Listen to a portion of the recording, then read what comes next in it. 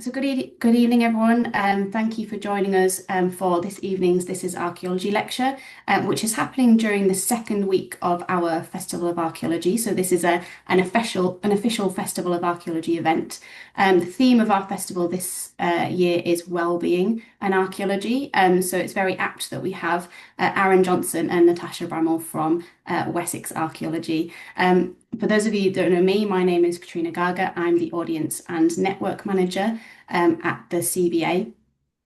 And I've been with the CBA just over a year now, but I'm a community engagement specialist in the sector as well. I've done lots of work around wellbeing. I've worked with Arran at York Archaeology, where we developed archaeology on prescription. So I'm very excited and very honoured to be able to host this evening's lecture.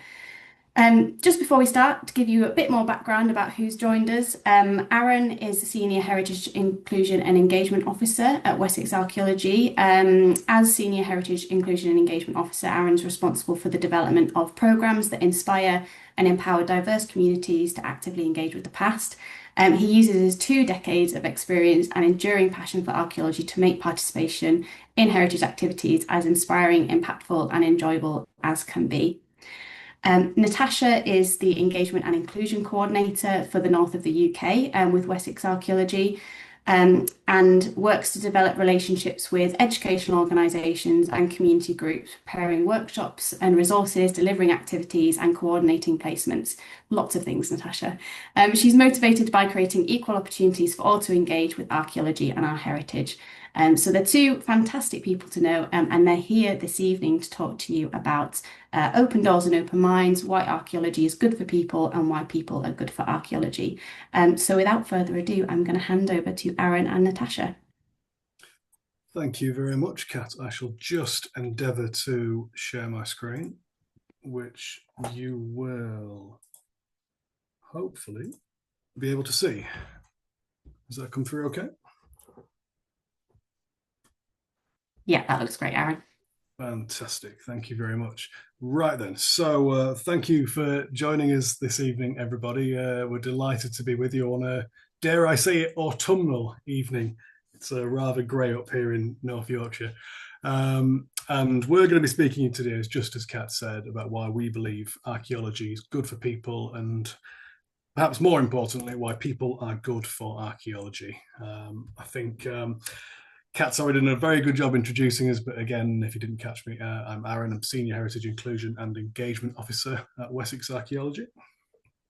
Hello, everyone, and I'm Natasha, and I'm the Engagement and Inclusion Coordinator, and it's a pleasure to be here this evening. We've got quite a lot to get through. We're going to talk about quite a few projects. I apologise in advance. I have a slightly deaf and extremely overdramatic cat that may join us, but he's been quite quiet for the last hour, so fingers crossed we'll be okay. So let's begin. We thought we'd begin by just taking a moment to consider how people first take that interest in heritage and archaeology. I always think it's quite funny that a practice that so often leaves you soaking wet, boiling hot, or covered in mud is so popular. But it is. And it's one of those subjects that really evokes a wide range of emotions and responses.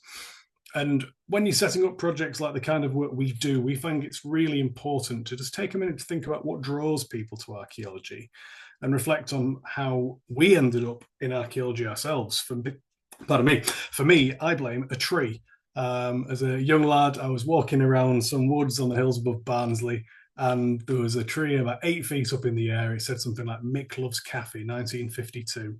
And I was fascinated that I was standing on the same spot that Mick and Caffey had stood all those decades before. And it was that feeling of sharing a space in different times that's always stuck with me and inspired me.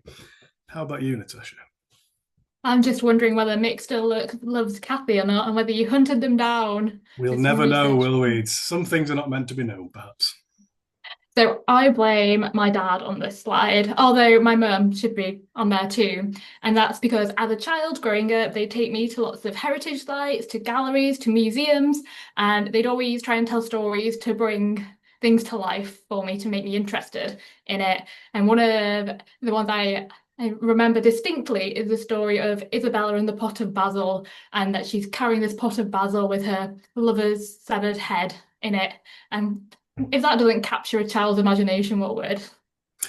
Well, 2.5 minutes in, we've had our first severed head. But no, it's a lovely thing to think about, and it's worth everyone listening. Please do say in the comment. We'd love to hear about that kind of spark that really got you engaged in archaeology and history.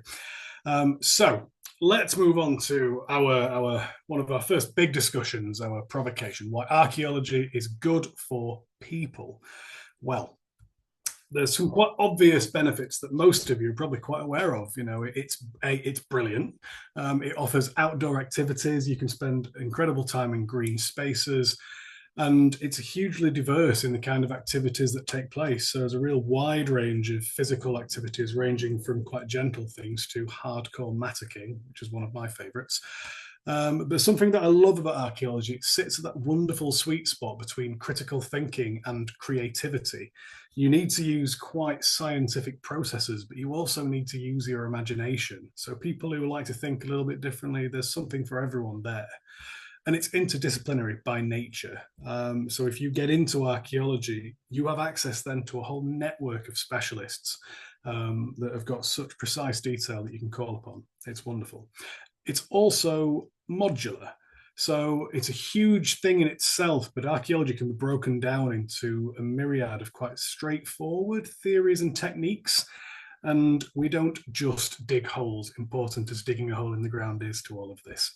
And one of my favorite parts about that is that each part of that process is of equal value and is a meaningful contribution to the goals that we all share. We all want to find out about the past. We're very nosy people. Professional archaeologists, I think, are quite well equipped to work with the public, as we spend a lot of our life on construction sites handling some quite complex stakeholder relationships, which is a diplomatic way of saying dealing with grumpy builders. But we do that and we still love what we do. And the projects that me and Natasha and our colleagues across the sector work to develop is aim to bottle that really wonderful sense of excitement and adventure. So now we can consider some of the less obvious, more intangible benefits of archaeology. An obvious one that we just alluded to is that every achievement we make is shared between the team, but so is adversity. And I think when looking at helping people, certainly people connect with each other, make new friendships. If you've been with someone that you might not have known very long and you've overcome a challenge together, straight away there's the beginnings of a social bond. If you are someone that's maybe got a shared memory, you've got stories that you can meet up again and get nostalgic about. You've got that kind of kindling for a friendship.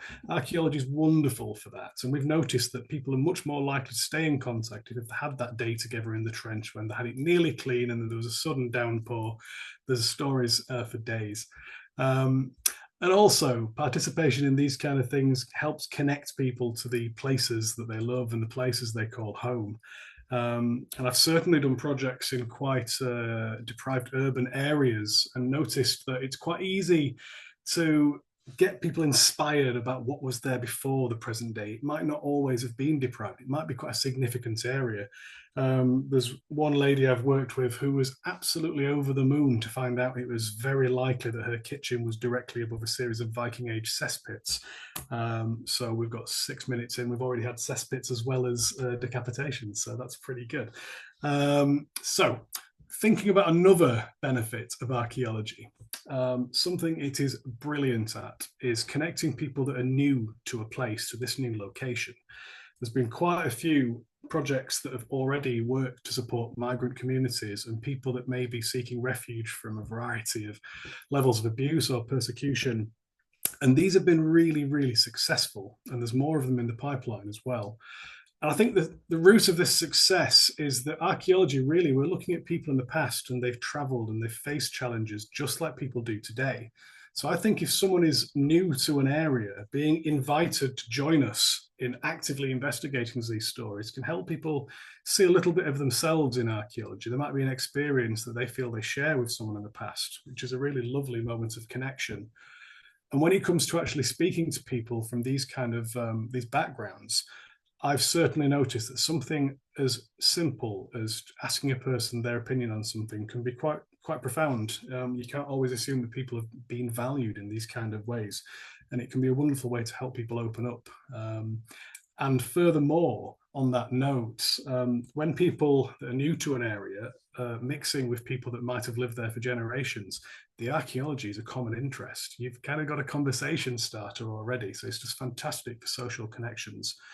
And the interesting thing in my experience of working on these projects is that people will open up to each other and they'll discuss things. And sometimes these can be quite challenging issues. We've used the example of colonialism.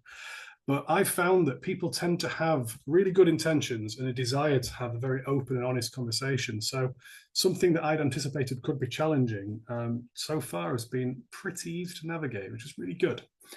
So that's all great, but we can't assume that people are just going to walk on into archaeology. It's a popular subject, as we've mentioned, but the public perceptions of it are often rather inaccurate. And many people to this day think it's for the experts and not for the public. And it's patently untrue. But we can't dismiss factors such as these. We've got things such as disability, language barriers, poverty, chronic illness, mental ill health.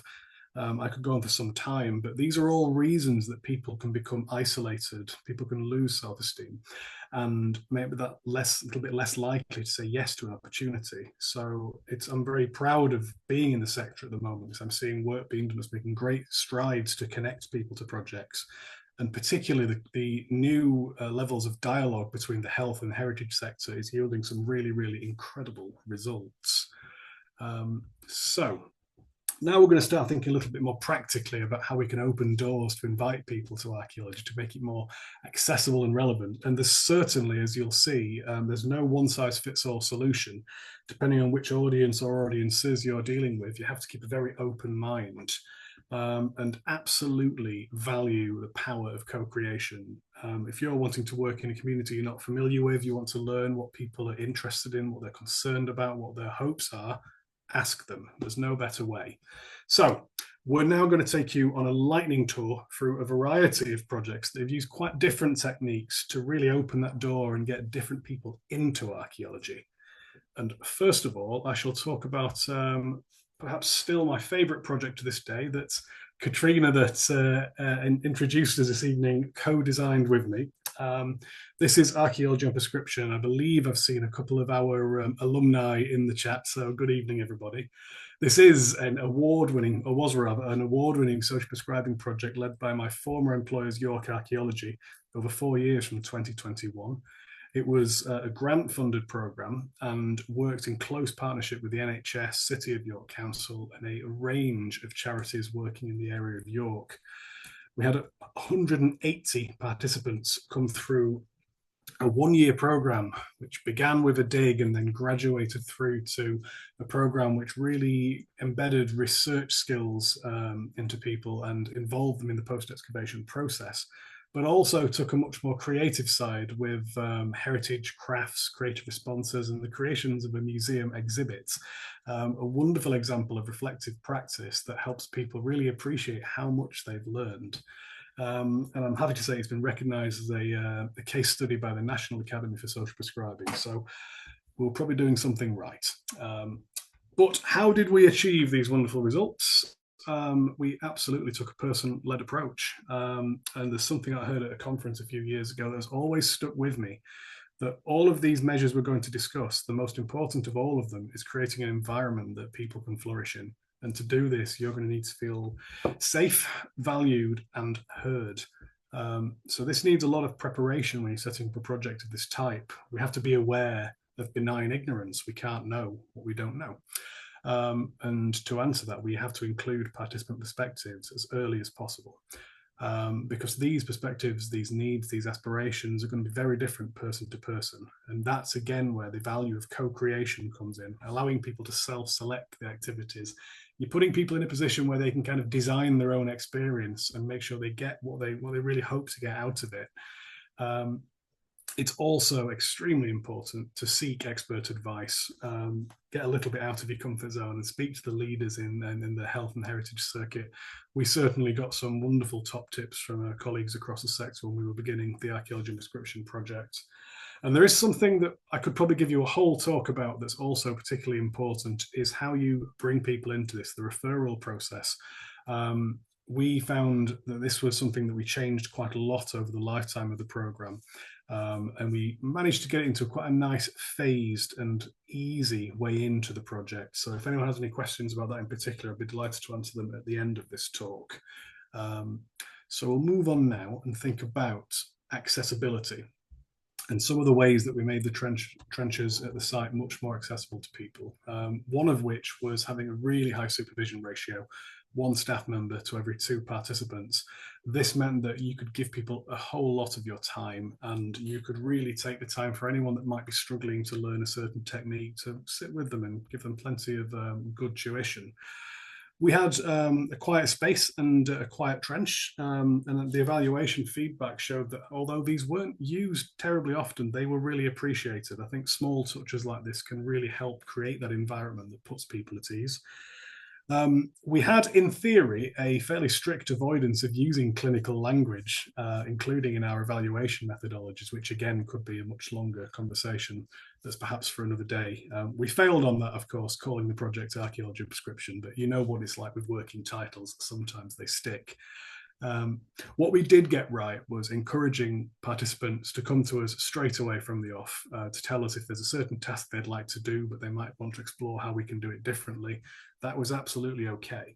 And co-designed adaptations became standard practice. And one of my favorites of these was something we've kind of called tiered or staged excavation, where you take a trench, but you only dig half of its eventual width, which means then, rather than just having to kneel, you've got a shelf that people could sit in a chair next to or stand next to. Lay down, do a handstand, doesn't really matter as long as it's safe. So you can allow people to then kind of work in various different digging positions. We experimented with how people got into the trench and actually found that we had some quite wild ideas, but the most popular by far was some quite shallow steps with a little bit of support from a member of staff. I think that human touch was actually appreciated rather than a hindrance. And also giving people the absolute freedom to switch between tasks as and when they wished. One of my favorite parts of the setup was having the finds table right in the center of the site between a number of trenches. It very much became a social hub, and it helped connect directly the different activities going on. If a find pops out of the ground that looks a little bit curious, it can go straight to the finds table to be cleaned up and inspected. And the final moment that's probably worth mentioning with the accessibility is thinking about the kind of things you might use to start conversations if it's dropped a little bit quiet. And we learned very early on that some of the obvious things like, did you have anything nice for tea last night, could be quite triggering if someone's maybe had an eating disorder in the past. So really evaluating the things that we kind of do almost without thinking was really, really helpful.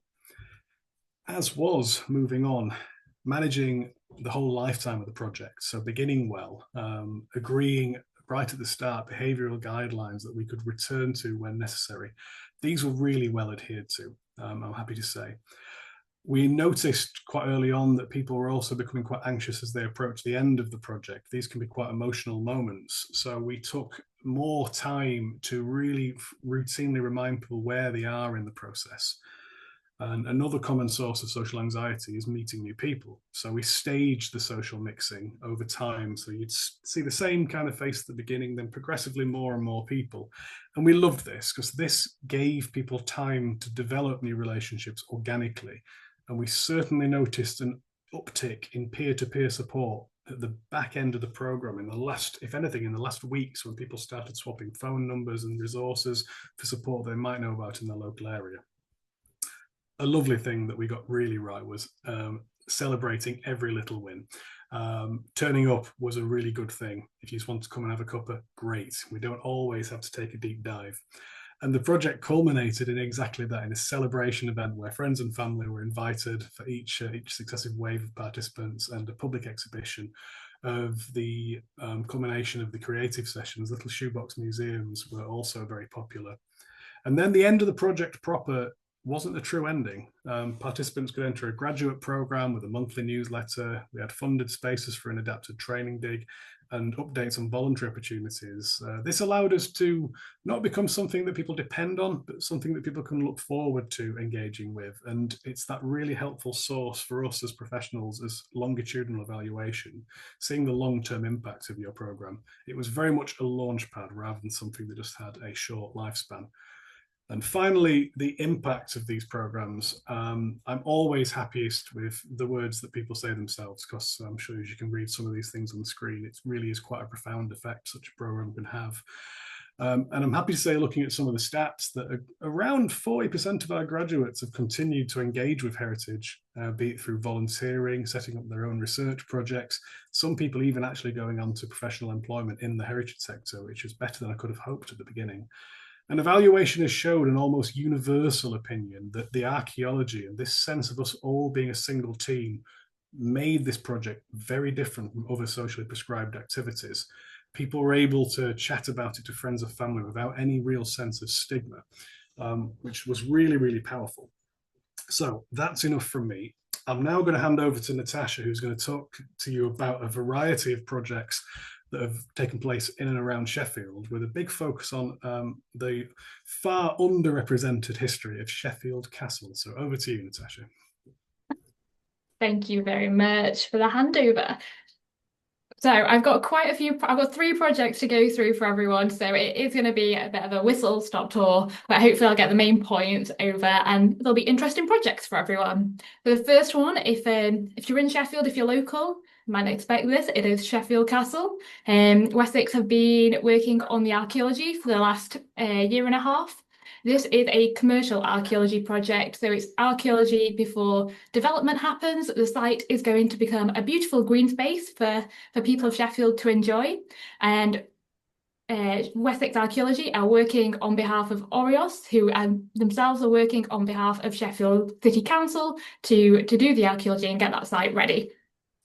So with commercial archaeology, we sometimes get asked to put together an engagement programme, and there's quite a lot of almost standard off-the-shelf type activities we do, so going into schools, doing talks, site tours, things like that. So we've done lots of those for Sheffield Castle, but we've also had chance to do a few extra runs and lots of chance to connect what's happening with Sheffield Castle to our other work in Sheffield. So I'm going to talk to you a bit about that. The aims of this project were to promote and celebrate the heritage of the castle site. And I say the site of the castle because it wasn't just a castle, it had a long history, a long glamorous history of slaughterhouses, workers' housing, steelworks after that as well. So we can go on to the next slide. I'm afraid I am going to say next slide quite a bit. It might remind you of the COVID presentations, but hopefully not too much. So I'm going to talk, because I've not got much time, I'm going to just share my highlights with you all. So on the Sheffield Castle site, one of the fantastic things we were able to do was get communities on site to help with the excavations. So this photo is on the first day of the community excavation area. Everyone is looking very happy, and they were also looking happy at the end. And just having people around, we had 5 community members every day on site. They came, they were part of the team. We got them troweling, we got them recording, we took them on site tours, we all sat in the cafeteria area together, and we looked at maps and plans. They told me loads about the area that I didn't know. I found out all sorts about elephants and canning factories around the area. And that sense of community was one of the highlights for the project. So we're going to go to the next slide. And then you'll be able to see the volunteers that were on the final day of site. So there they are, still happy, all limbs attached. So I wanted to share the Sheffield Castle experience with as many people as possible. We thought there'd be a bit of public interest in it, and there was an incredible public interest in the project. The site tours have booked out every time. We've still got maybe 700, 800, I lose track, on the waiting list, and we've already done 50 tours, and it's 20 people per tour, so I'll let you figure out the maths for that one. But the community members we had on site, we wanted it to be an experience for them. It wasn't free labour. This was, we want you to come. You can come for 1, 2 or 3 days. We want to share out the experience with as many people as possible, and we want people to enjoy themselves. So that was a highlight for me. The other highlights for the project have been promoting the castle and Sheffield's heritage. I'm from Sheffield, so it's nice to be able to shout out about Sheffield and our incredible past. Lots of people before the project didn't know there was a castle. Quite often go to events and they're like, what are you talking about, a castle? Because it's just disappeared from the landscape. So to be able to share what we're doing so widely. So now when I go to events, people come up to me and ask what's going on. It's fantastic. And the final thing with the Sheffield Castle project is that because it's the origin of Sheffield, it's where Sheffield began, as it is today, and it takes you through medieval Sheffield to the industrial period to present day and the changes happening on site right now. You can just connect it to anything. So any projects I'm doing locally, there's just so many connections I can pull. An example is last year for the Festival of Archaeology, we went to Hardwick Hall and had a nice tent set up, shared some information. I was like, oh, what links can I? We're a bit out of Sheffield here. What can I do? Well, Bess of Hardwick knew Mary Queen of Scots, and Mary Queen of Scots was held as a prisoner in Sheffield Castle. So you've got links straight away. And it's been great for working with local museums, local community groups, and we've really widened our reach in Sheffield. So I'm going to go on to the next slide, do a bit of a sum up for this one. So yeah, some of the outcomes are things I've already mentioned: building partnerships locally, we've promoted the castle widely. There is another project that stemmed from the castle that's linked together, and we were just going to share a bit about. So in the picture next to you, you've got an exhibition, and this is the Historic England Know Your Place project, and it's run in different areas of the country. And they work with teachers in those areas to help them identify things of interest, find out more about the heritage, all local to their schools. So we had 20 teachers come out on a site tour to Sheffield Castle, and then those teachers also went to different heritage venues all over Sheffield. I went into some of the schools as well and did Sheffield Castle sessions, and then they've got packs of information about their schools, all provided by English Heritage. And then they've put on this incredible exhibition at the Central Library. This exhibition is on right now if anyone wants to go and see it. It's just in the foyer. As you go into the library, you'll see all the panels. There's artwork the students have created as well. And you've got a lovely photo here of Ashley, who is the project manager for Sheffield Castle, looking at the reconstruction of Sheffield Castle. So this was the kind of steel artwork reconstructing what Sheffield Castle would look like. The kids have then reconstructed that again. So it's nice the juxtaposition of the pupils and Ashley, the expert on the castle, together. That was a really nice way we could share the history of the castle, but also connect in with projects that were going on locally. The next steps for this project are quite simple. We're going to continue the engagement, and I'm going to continue to look for options and opportunities to work with schools and teachers so that we can upskill teachers so then they can go and teach far more people about the archaeology than we can. So that's my Sheffield Castle. And now we're going to go on to the next project, which does involve a tiny bit of castle, as you can imagine. So this one, we're going into a secondary school now. So this was working with a local school. The focus was on material preservation. So we were looking at why things decay, why they survive, why we find what we do as archaeologists. This was funded by the Royal Society of Chemistry. They were linking archaeology and chemistry together. And the aims for this project, the school we were working with, it's situated in quite a deprived area of Sheffield. So a big one for the school was raising and inspiring the kids, especially when it comes to careers. So they wanted, the kids to think of careers beyond what they can see immediately around them, beyond what friends, family, what you see every day. Do we need any more social media influencers? I think the capacity there has been reached maybe long ago. So thinking of different opportunities, thinking of all the different areas in archaeology related to chemistry that we can find. Another one was just promoting chemistry and archaeology, and then we wanted the students to gain transferable skills as well. So on to the next slide, I'm going to take you through some of my highlights. So the first one, this is a series of experiments. So when we went into school on first session, we got the kids to set up lots of different experiments, and calling them experiments. They're different materials that archaeologists might find in different environments. So the first ones you see bones, and they're in all sorts of different things. We've got Coca-Cola, oil, water, salt, washing up liquid. So we've got different things to mimic alkaline, acidic, things to look at density, liquids, got all sorts of things going on. When we were setting up these experiments, I gave the students the chance to decide what went in the test tubes.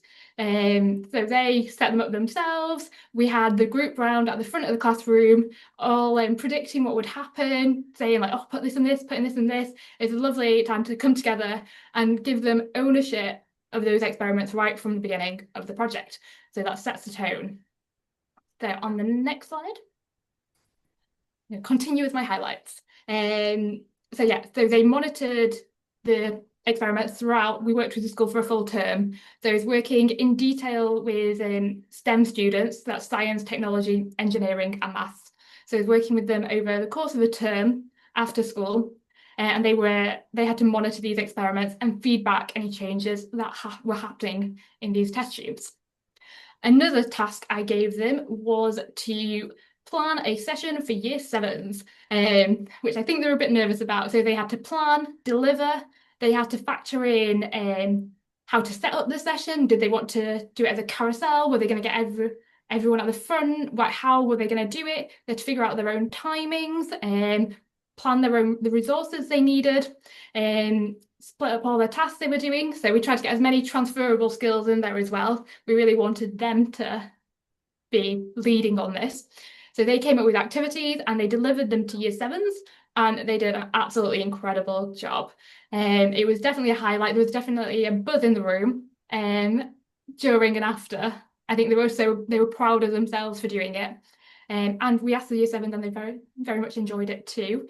But it was a lovely point where students who'd been a bit shyer, maybe not asking questions or a bit afraid to talk to staff members, were just so confident in front of the year sevens. They were telling them about the activities, directing them what to do. They're controlling any behavioural issues as well. So they just did a fantastic job. So that was a highlight for this project. And then the final highlight I'll share is I gave the students a budget. So they had to plan staff time. They could commission Wessex staff to come in and support their goal of promoting chemistry and archaeology in the school. And one of the things they decided to do was to commission talks. So they could commission our staff members to come in and give a talk on their chosen topics. And I thought, it's going to be a fantastic opportunity. We're going to have a big debate. I'll get one group to choose someone, another group, and they can battle it out. Spoke to one group, spoke to the other, and I thought, there's the problem here. They've both chosen the same person, so it's not going to be much of a debate. Then we had backup options, so it still went well, and they still did the debate. And then they ended up arguing over who would get that person, even though they both wanted the same person to come in. It worked out well. So they're my highlights, and then I'm going to sum up the project on the next slide.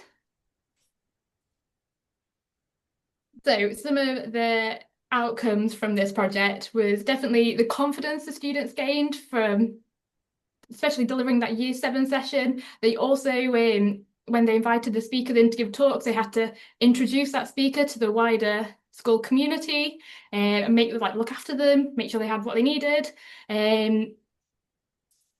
They've went from maybe not really knowing what archaeology was to teaching a bunch of year 7s what archaeology was. So their enthusiasm, their knowledge grew massively. They did become real champions for archaeology within the school. They developed different transferable skills, like managing their own time, working together in groups. The teachers really liked the peer learning aspect of it, and that they wanted to try and incorporate some of that into their other teaching. And the final one is delivering a co-curated project. So I've delivered this project for 2 years now, and I'm hoping to deliver it for another year. But you learn a lot from 1 year to the next. So we're constantly evaluating the project. And I definitely learned that my timings for how long it would take the kids to come up with a session and plan it were a bit off in the first year. So luckily there was flexibility in the project, but the next year I could then use that learning and know I need to allow so many sessions, not this many sessions, for them to develop and plan that session. And then next steps for this project, I'll continue evaluating it.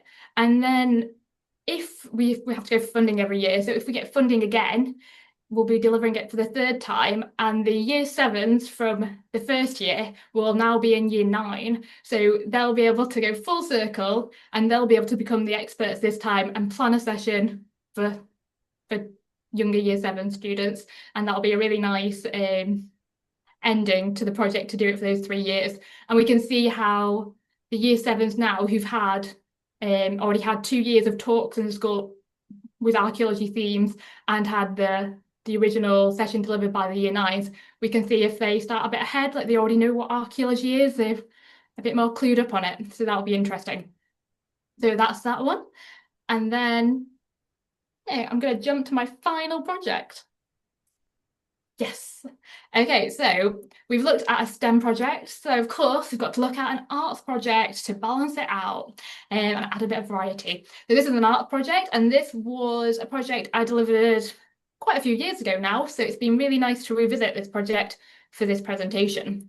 So this one, we were focusing on recording public art in Sheffield and then creating a resource that was accessible to people well, accessible to everyone, but especially for people who are in Sheffield to use.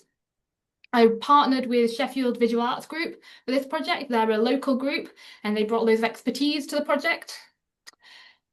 So some of our aims for the project was to connect heritage with local people. I think public art quite often is something we walk by and we almost don't pay attention to it. We kind of forget it's there. So hopefully this project, want to encourage people to stop. We've all got busy lives, stop for a moment and actually look around them and see. I'm doing this like there's an artwork behind me, but there isn't.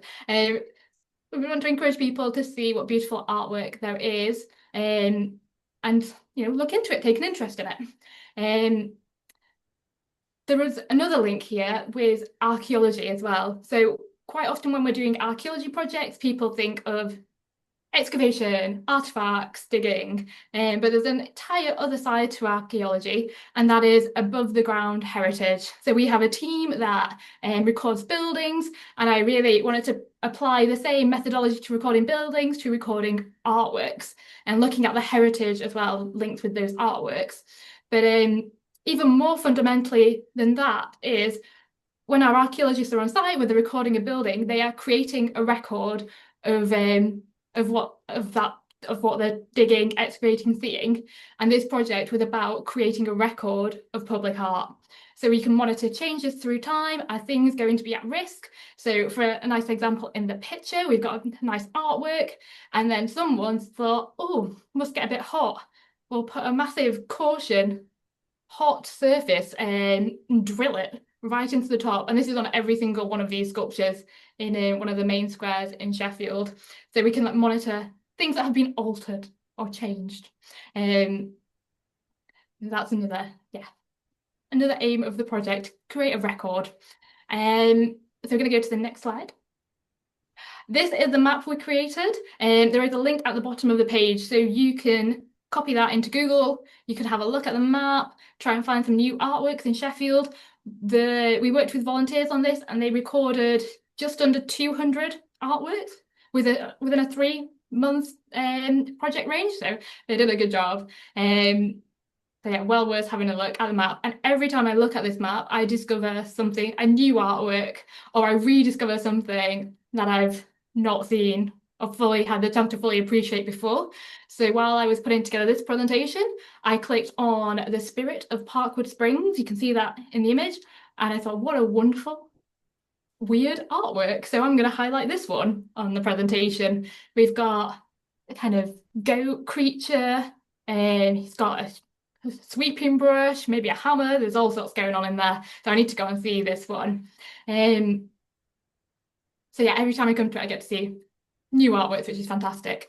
The map, so you click on a little one of the red little icons, and then you get a picture, you get basic information on what that artwork is, maybe when it was installed, you get things about the condition the volunteers thought it was in, and then more importantly, you get information on the relevance to the community and the volunteers' opinions of the artwork as well. So I really wanted the volunteers to own this map, like they're creating the content, it is their map, they should be represented in it.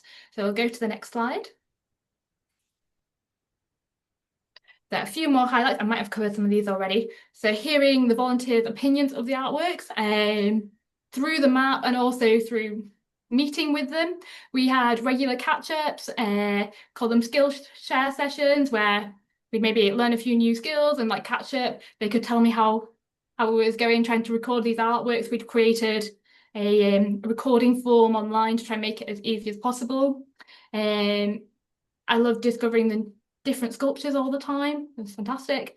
And then a really nice highlight was the end of project celebration. So at the end of the project, we got everyone together, invited members of the community, and just had a chance to say thank you to everyone who'd been involved.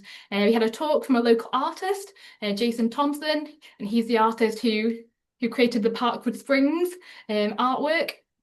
So just a chance to say thank you, have some food, have some drinks, and sharing the success of the project. So we're going to go on to my final slide. Yeah. I'm just going to talk through last time some outcomes and next steps for this one. So fantastic outcome. I have an amazing artwork map and a resource for people to go and use for future projects. So if you're thinking of a project in Sheffield and it's useful, please do use the map. It's with all the projects I do, I'm always trying to strengthen connections locally and wide and further afield. So this was a fantastic one for working with the public, working with Sheffield Visual Arts Group. Like all the projects, we want to build those connections. We want to know what people want for our next projects as well. So we need to hear their opinions. The volunteers developed new skills and hopefully just enjoyed being out in nature recording artworks. It was meant to be an enjoyable project for everyone. And also we championed public art. So the next steps for this one, we had the artwork map after 3 months, and then I thought, well, they've done a very good job, but I bet there's still other artworks out there. So later on, we did a public call out and we got the public to try and find any artworks that weren't on the map and tell us about them. So the volunteers could go back and then record those fully. So that went well, and we added even more artworks to the map. And I'm really keen that going forward, that we don't just forget about the map. We've created it. We want it to be used in many different ways. Used for trails. I've done some public art trails with it since, so used in different ways, and for it to keep growing and evolving for this one. And then I've got a final challenge for you all before I hand over to Arran. So it's Arran and Alan, so I'm going to be careful with this. In front of you on the image, you've got Alan, the peregrine, and this is an artwork in Sheffield, just near the university. You might recognise the building in the background. See if you can figure out what it's made of. This was one of my volunteers' favourite artwork. I asked all the volunteers for their favourites, and this was one of them. So I'm going to give you the clue that it's called Alan, and also he was commissioned by IKEA. So see if you can figure out, I'll give you a few seconds to look, see if you can figure out what Alan might be made of. Yeah, I thought he was made of wood, and I was very wrong, wasn't I? So, yeah. We've got meatballs in the chat, which I like. Very nice. No, I think it's as I'm a relatively newcomer to Wessex. Obviously, I've come in and I've been aiming to apply all the learnings that I've been learning, and I think I was really inspired to see what's already been done. It's been so exciting. Before I move on, have we got a winner, Natasha? We've got a few winners. Yeah, people have guessed it. It's Alan Keyes. It must have taken some effort, but that's it, isn't it? It might not be ancient, but it's if something matters to someone and it was made, it's older than yesterday and it becomes heritage. We don't prescribe what is interesting. So that's been a wonderful tour through some of the ways that we've managed to kind of change the standard archaeological practice to engage more people. But the next thing to think about before we close is, what do we get out of it? Why people are good for archaeology? So we're going to talk a little bit about people power. And I think you alluded to it a little bit earlier, Tash, is bringing people in that aren't archaeologists are going to think a little bit differently. They're going to have their own local knowledge. I've often worked with people that have had different professions. I had one rather baffling wall once that someone that had been a former builder and knew exactly what it was and explained it to me. So, we can absolutely learn from the people that we bring in. They're very generous to share their knowledge. And thinking differently really is a strength. In a lot of these programs, neurodiverse people have made really, really meaningful contributions. There seems to be a wonderful relationship with archaeology there that we're continuously building on. And other ways, I think that things that people can bring to archaeology is presently there are lots of things happening which are less positive. We've got climate change, coastal erosion, seemingly ever-reducing spending on public services. And these can pose quite severe threats to the historic environment and heritage sites. What can be done? Well, there's an incredible amount of energy out there in communities. And if projects take the time to engage people, they can be incredible custodians of the local heritage and actually really rather good archaeologists as well, I find in my experience. I think you just need projects that have the desire to give people skills, confidence, and fundamentally trust. And then to celebrate the diversity of the lived experience that people bring. These different cultural backgrounds and local knowledge, as we've mentioned, have brought real tangible benefits to our projects. But it's not just the projects that benefit. It's us, it's the professional staff. If we've got a big old community project, we will borrow people from various other parts of Wessex archaeology, and they really enjoy it. It breaks up the routine a little bit, but there's a well-being benefit for the staff that deliver this as well. It's wonderful meeting people, it's energizing, it reminds you why you loved archaeology in the first place. It also is good for career development. People are doing different things. They're improving their communication, their resourcefulness. It's really strengthening their experience level. And the people we work with make our projects better, absolutely. Each co-designed adaptation, we don't stop doing that. That's a constant process. And that means that every single project that we do is getting ever more accessible and hopefully joyful for new audience. And there's another thing to think about as well is that, there's a lot of major infrastructure projects happening in the UK at the moment. One thing we're trying to do is get more imaginative engagement work as part of those projects, but also we need more staff. So we need to find more ways that we can bring people into archaeology. And I believe if mine and Natasha's experience is anything to go by, there's some brilliant archaeologists out there with some real potential. And last but not least, actively engaging young people is so important. As Natasha mentioned, you might not see as much archaeology as you might like on TikTok, so I think we need to go out there and show people that it's really cool. You can do some wild stuff. There might be decapitations, but also, you can do it. There are ways in. So what next as we close off? I was joined Wessex at a fantastic time as there's just been a new 10-year strategy announced, which was wonderful for me as a new employee. It really demonstrates a commitment to work that benefits communities, nature, and the historic environment. And we've got absolutely all sorts going on in the background. There's projects in the pipeline across the country doing all different things, some of which is even more imaginative than what we've described already. And I'm sorry if you can hear my cat yelling. He's come to say hello. So we hope to conclude that these projects will continue to open doors to new audiences and absolutely put that decision-making in people's hands, empower people to shape how the heritage that matters to them is investigated, how we care for it, how we enjoy it, and how we present it for many years to come.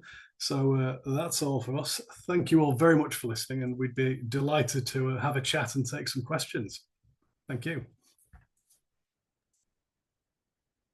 Thank you, Arran and Natasha. That was absolutely brilliant. I don't know where to begin in in just expressing how wonderful that was to hear about your projects and the people that have been involved in them and the kind of many impacts that they've had. And I myself have been involved in similar projects, Archaeology on Prescription and others, and the real tangible benefits that you see amongst people that join projects and that take part in archaeology, some that have never had an opportunity to before. It really demonstrates the kind of power of bringing people together, and that connection that people can find, whether that's being in a trench as an archaeology inscription, or as with yours, Natasha, whether it's connecting with archaeology through the built environment and local art pieces. And I really should book a trip to Sheffield at some point. You've made me really want to do that. So I'm going to look at a weekend that I can go over and have a look and take the map with me. Um, I had lots of questions, but mindful of time, and we have lots of great questions in the chat. I think I'm just going to jump straight into questions from our audience, if that's okay. Um, we've got a really interesting one from Andrew Buchanan, who's asking, to what extent do you think community archaeology groups can contribute in this area, and have you any specific examples? Oh, yeah, absolutely. One thing we spend a lot of time talking about doing things differently, don't we? But I think there's an established network of community archaeology groups out there, and they are doing brilliant stuff. So I think one thing that we have to keep in mind if we're trying to innovate is not to actually forget that the depth of knowledge and understanding. So we are absolutely trying to work more with them, and I haven't worked professionally with them yet, but there's some wonderful groups out in East Yorkshire that are actually trialing a social prescribing projects of their own, and it's really reassuring for us when you do get people contacting you for advice. And I think, as I mentioned before, there's a lot of working groups that people can, anyone interested can join. That there are some really rich discussions, and you can speak to people like ourselves that have done these before, and we can obviously advise on the kind of things you're going to have in place. So it's something I'm really open to. And again, it's that local knowledge. My knowledge of British archaeology is very general, quite a little bit Yorkshire focused, but there'll be a village somewhere that someone knows inside out, and that's a wonderful thing. Thanks, Arran. Yeah, I think there's lots of potential, isn't there, for local community groups and archaeological societies to get involved. One of the things I was going to ask, which I think links to some of the questions in the chat as well, is what advice would you give for community groups or local archaeological societies who might want to do something similar but are quite resource strapped or struggling for funding? What's your kind of one piece of advice for them in starting to think about how they might develop, these type of inclusion projects and well-being programs? And that's going to lead on nicely to questions about funding in the chat, but I don't know if you want to tackle that one first. I did jump in with my own question. I said I wouldn't, but I think I'm sure Natasha will have something else to add, but I think that the first thing, if you're looking at a project, is looking at the area of interest that you're looking at, and just, I think, researching the area, really getting to know who lives there, because there will probably be people that are already quite engaged. If you put something on the local Facebook page or something, you might get a lot of responses, but there could be a lot of other people there that might not have engaged before. And I think something we spend a lot of time doing in our line of work is going out to local groups and meetings. We had a lovely tour around a nature reserve in Sheffield the other evening, and I think you don't have to be a professional archaeologist to do that. You can go out and meet people, and you're going to come away with a much better understanding of what people want or need, and how you can help achieve that through the archaeology as an inspiration for that. But also, they might be aware of it could be funding pots, it could be other opportunities elsewhere. Someone might be a landowner that is quite amenable to a little test pit survey or something. So I think it's making connections is one of the most valuable things you can do. Any other thoughts on that, Natasha?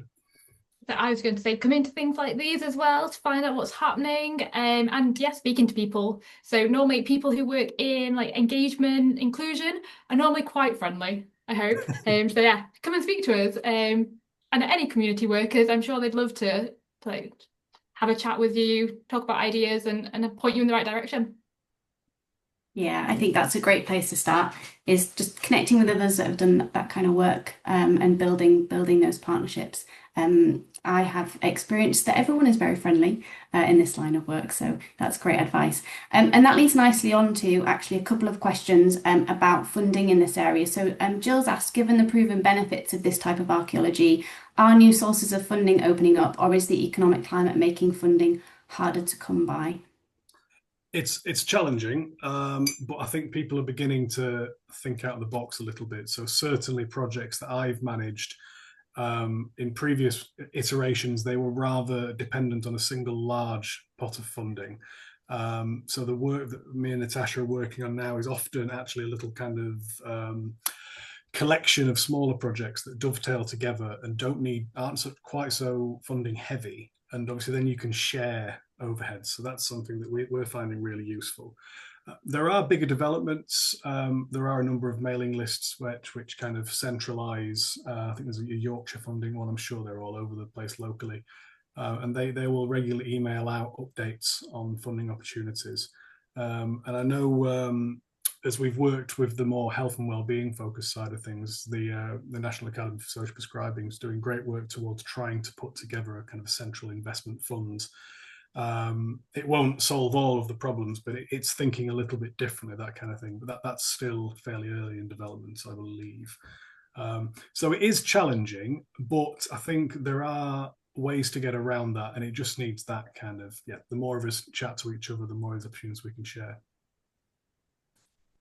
Thanks, Arran. There's a couple of things as well off the back of that. All these questions are nicely linking together, so thank you very much, everybody online. But there's a question around how often does the annual challenge for funding bids impact on staff wellbeing? So for teams that are developing these kind of programs, as we know often that they are grant funded, so there is a kind of annual need to raise funds to continue them. And then off the back of that, there is a question about measures put in place to help support the well-being of staff on projects. So looking at the experience of staff, I guess, in terms of getting the funding and then also delivering the projects themselves. Two questions in one I've just thrown at you there. So I don't know if you want to split that up between you. Is there anything immediate you want to say, Natasha? I'm just letting those two questions digest now. I think I've got confused with the first question after hearing the second question. So what was the first question?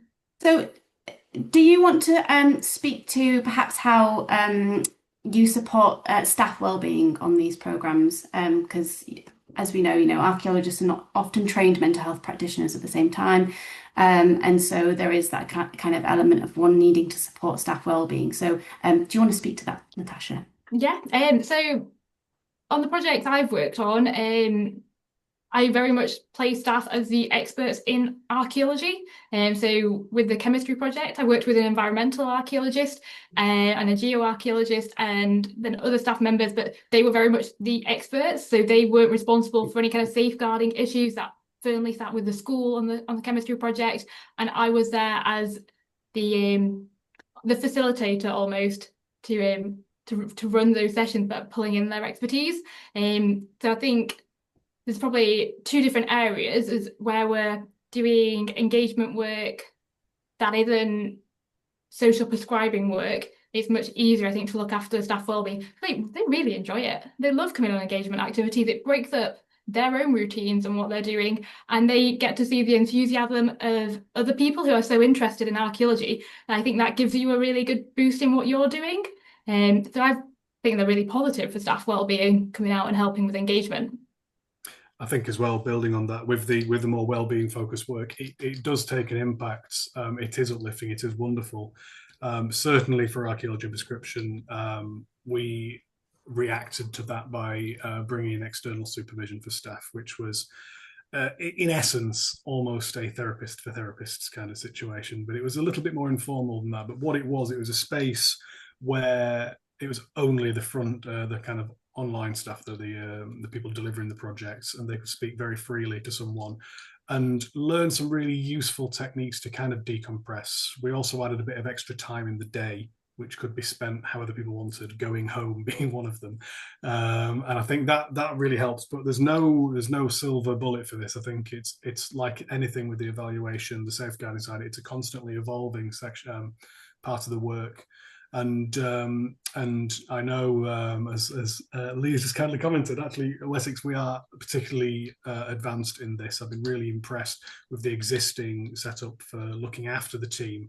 But also in the community team, we're in the early stages of developing new projects which can actually help our broader colleagues across the organisation. So I think you ask these questions, one thing leads into another, doesn't it? But yes, there's a lot of work being done to improve the well-being of staff, because we know it's not easy. Yeah, definitely. Thank you. We've got a couple, I'll just do a couple more questions, kind of conscious of time. And there's so many interesting ones kind of still coming through. Everyone is really keen to know more. Natasha, there's one specifically about the STEM project that you did. Do you see the project expanding into other schools? Is that the hope for that project? Yeah, definitely. Areas of the sessions we've developed to deliver in those in the school, I'm hoping we'll be able to create into a kind of standard bookable session for secondary schools. I'll definitely be using the experiments. I've got them all. I'm going to collect them all. I'm going to have this set of decaying experiments for years to come. And I can bring them out at events and show people what happens down 1 and 2 and 3 years. So yeah, definitely going to use aspects of the project again for our core program, because we have a series of bookable school workshops, and then also look at if we get to do the next year, look at where we've got to then and whether there's scope for a bigger project involving more schools. I'd love to do one where we work with primary schools and secondary schools, and maybe the secondary school kids going to primary schools, but yeah, that's a bigger project further down the line. Yeah, carrying on the theme of kind of aspirations for Wessex and what you're planning further on down the line, we've got more questions about that.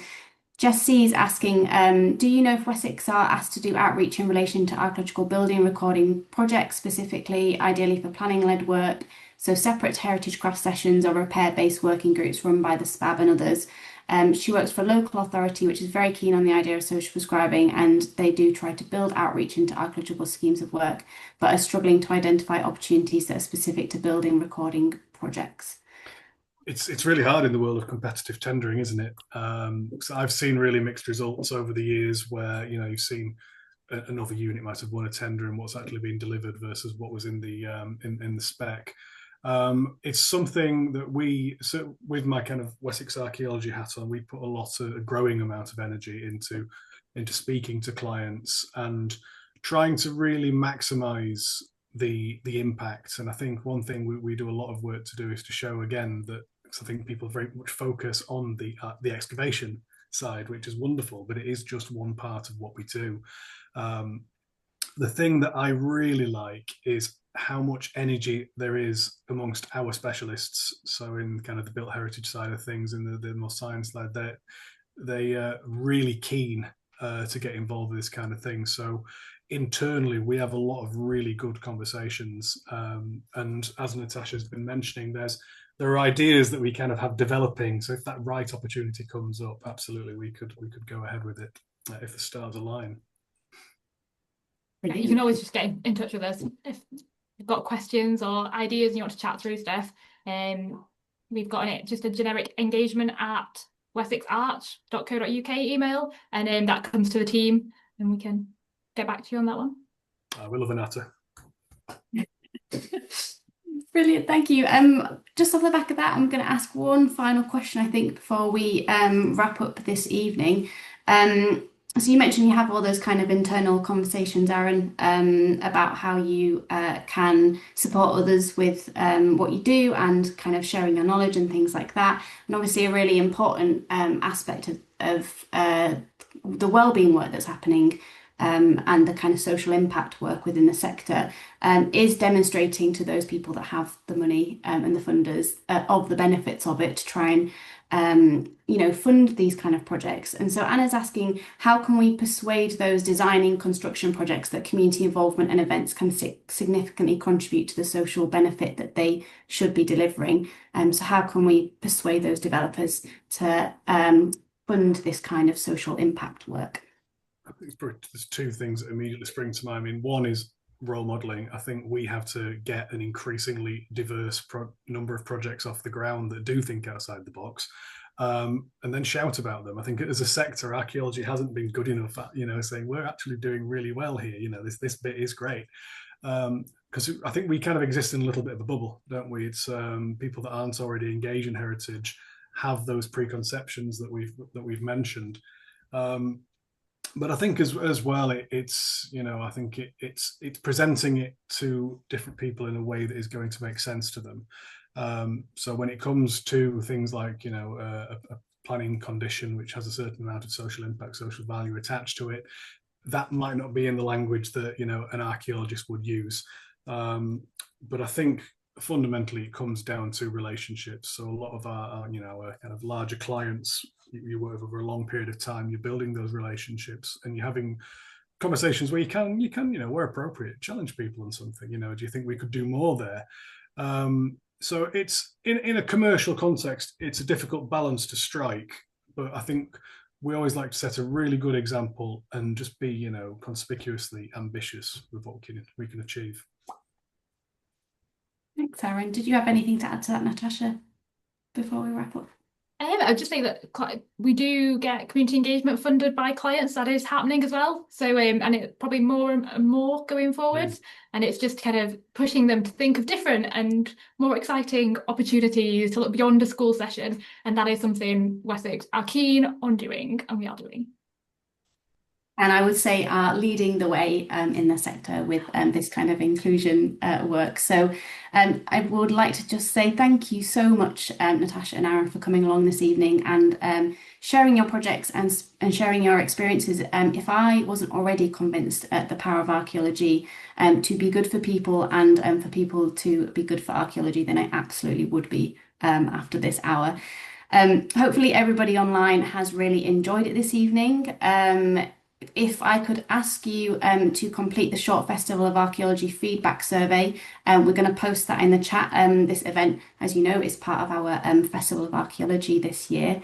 And if you would also like to make a donation to the CBA so that we can continue to do these lectures and invite wonderful speakers like Natasha and Arran to come along and share their work, then there will also be a link to that in the chat as well.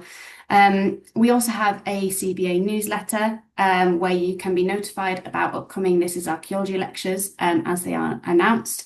So if you aren't already signed up to that, then I would really encourage you to sign up.